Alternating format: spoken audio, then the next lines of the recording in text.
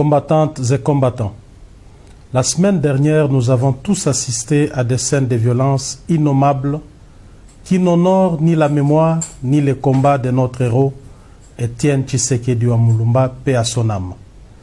L'UDPS a fait de la non-violence son cheval de bataille et un axe stratégique de son combat politique. Rien, mais alors rien ne peut justifier une telle violence gratuite et aveugle au sein de notre famille politique, entre nous et contre les responsables du parti. Au nom de la présidence du parti, je condamne fermement les derniers actes de violence perpétrés dans l'enceinte de notre permanence, sanctuaire de la démocratie. Tout en déplorant les dégâts causés, je compatis à la souffrance morale et physique des victimes et leur exprime toute ma sympathie. Revendiquer et exprimer ces idées sont des actes à la fois démocratiques et légitimes. Mais les faire avec violence, c'est totalement antidémocratique et contraire à notre idéal de combat. La violence ne saurait prendre le dessus sur notre détermination à prôner la non-violence, seule arme contre la barbarie.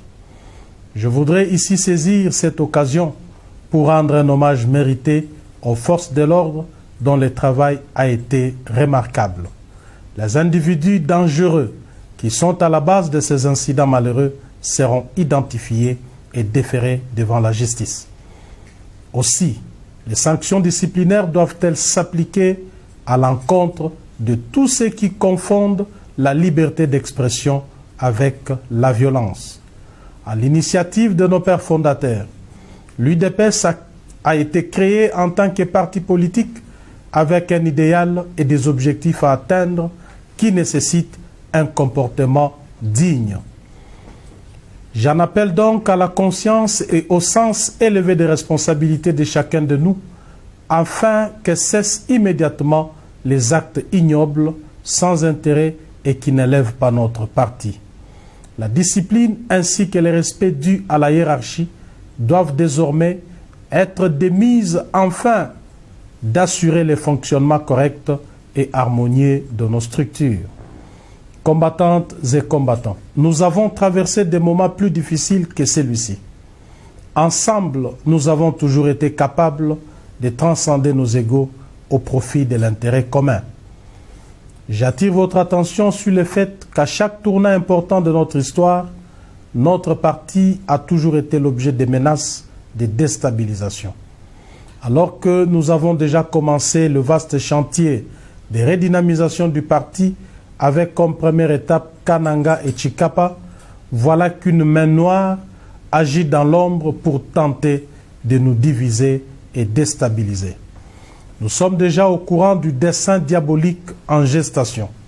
De l'argent circule et une guerre sans merci semble déjà être déclarée contre l'UDPS, suite à nos déclarations de conserver le pouvoir le plus longtemps possible. Aussi, les récentes mobilisations des masses au stade des martyrs à Kinshasa, Kananga et Tshikapa en ont-elles été des éléments déclencheurs. Nous allons incessamment vous livrer quelques révélations à ce sujet. Contrairement aux apparences, ce n'est pas tant ma personne qui est visée, ni celle du secrétaire général. Nos détracteurs ont reçu une mission de déstabiliser le président de la République en cherchant à fragiliser l'UDPS, son appareil politique d'appui. Base silencieuse. Vous leur avez déjà répondu par votre présence massive au stade des martyrs le 15 février dernier à l'occasion du 38e anniversaire de notre cher parti. Je vous exhorte donc à demeurer ferme derrière le chef de l'État, notre seul et unique leader. Combattantes et combattants, je voudrais ici, bien que l'ayant assez souvent expliqué, revenir sur des questions qui suscitent encore débat au sein de notre famille politique. Il s'agit en effet de l'intérim du président du parti, du mandat spécial et de l'article 26 de nos statuts, lesquels stipulent, je cite, « En cas de décès, de démission, d'empêchement définitif, d'expiration des mandats ou d'interdiction d'exercer du président du parti, un directoire composé du président en exercice de la Convention démocratique du parti, du secrétaire général du parti, et du président de la commission électorale permanente du parti assume son intérim pour un délai ne dépassant pas 30 jours, au cours duquel il est tenu de convoquer une session extraordinaire du Congrès en vue de l'élection du nouveau président du parti. Les décisions pendant l'intérim doivent être prises par consensus. Fin des citations. Au regard de nos statuts, l'élection de notre président du parti à la magistrature suprême le 30 décembre 2018 n'est le placer nullement dans une situation d'empêchement définitif ni dans celle d'interdiction d'exercer. Afin de se conformer à l'article 96 de notre Constitution relatif à l'incompatibilité des fonctions des présidents de la République avec celle des présidents d'un parti politique, il devait prendre un acte pour le bon fonctionnement du parti. Lequel acte me donnait mandat d'assumer son intérim à la tête de notre parti jusqu'à la fin de son indisponibilité. En signant cet acte, le président de la République savait qu'à l'UDPS, le pouvoir repose sur le président du parti et qu'à ce titre, un intérim ordinaire ne pouvait véritablement résoudre l'épineux problème d'incompatibilité de ses fonctions de président de la République. Raison pour laquelle il est indiqué que cet intérim s'accompagne de toutes les prérogatives du président du parti, notamment en ce qui concerne l'article 23.4 et 10.c, d et de nos statuts. C'est donc en vertu de cette disposition statutaire et pour rendre fluide le fonctionnement de notre parti que j'avais en son temps procédé à la nomination d'un secrétaire général et de mon directeur de cabinet.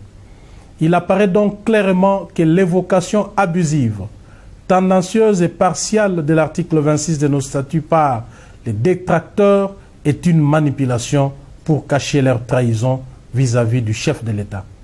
Par ailleurs, contrairement aux fausses informations répandues, permettez-moi de déclarer avec force que jamais je n'ai nommé un quelconque bureau de la commission électorale du parti. Il y a cependant lieu de rappeler que la CEP est un organe indépendant et que seule sa plénière est habilitée à élire son bureau et éventuellement à le démettre. À cet effet, considérant le principe de parallélisme des formes et des compétences, j'ai été simplement tenu informé de l'élection d'un nouveau bureau de la dite commission. Après vérification de la légalité et de la régularité de la procédure, et dans le souci d'éviter la cacophonie au sein d'une structure aussi importante du parti, j'ai pris acte de cette élection et signé la décision portant investiture du nouveau bureau fraîchement élu. Dans le même ordre d'idées, j'annonce que dans les tout prochains jours, d'importantes décisions seront prises dans le cadre de la redynamisation et de la restructuration du parti. Combattantes et combattants, je connais vos attentes et aspirations en rapport avec le travail, les études et la santé. Vous avez raison d'espérer une vie meilleure. C'est aussi l'idéal pour lequel nous avons combattu des années durant et qui est encore à nos yeux d'actualité.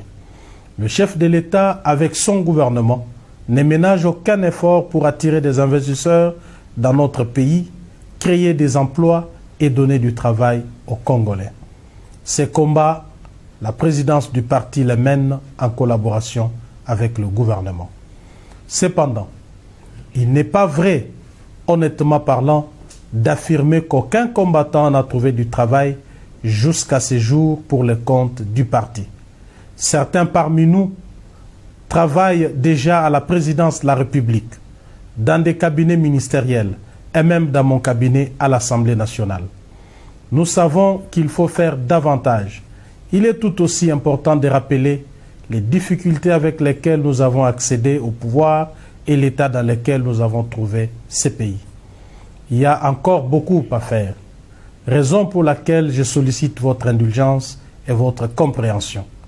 Dans les jours à venir, je mettrai en place un cadre exceptionnel de rencontres pour vous écouter et échanger. Combattantes et combattants, je vous connais et vous me connaissez aussi. Contrairement à ce qui s'est dit, ni le secrétaire général, ni moi-même n'avons changé par rapport à nos engagements. Notre implication reste intacte. Dépassons-nous, demeurons unis et aidons le président de la République à apporter des solutions aux problèmes de la nation. Que vive la mémoire de nos pères fondateurs, que vive l'UDPS, je vous remercie.